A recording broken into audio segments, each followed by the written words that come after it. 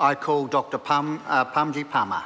Thank you, Mr. Speaker, for the opportunity to speak on the third reading of the Waitangi National Trust Board Amendment Bill.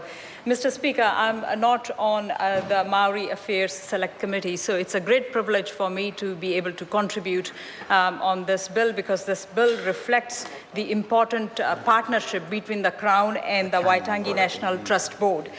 Mr. Speaker, our founding document, the Treaty of Waitangi, remains central to much of the governance of our country.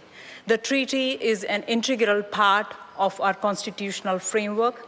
The treaty is embedded in many acts of Parliament, for example, a Conservation Act, Resource Management Act, and many others.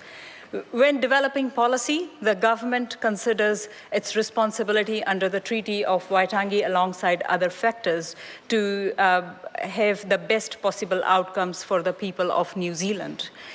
The ongoing relationship between the Crown and Maori, grounded in the treaty, helps the whole society move forward together. The treaty helps us build social cohesion while addressing the growing diversity within New Zealand.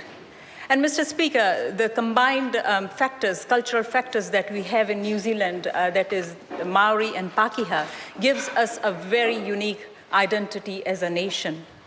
And so it's important that the treaty grounds are recognized, because it's about our culture, it's about our history. It's important that heritage status of Waitangi is acknowledged, and also that the governance structure of the board is strengthened. So this bill is to provide for financial viability and to strengthen the governance board, Mr. Speaker. And this bill is also about separating the Crown from the board, which will help remove any possible risks of conflict and also will ensure a positive ongoing relationship between the Crown and the board, Mr. Speaker.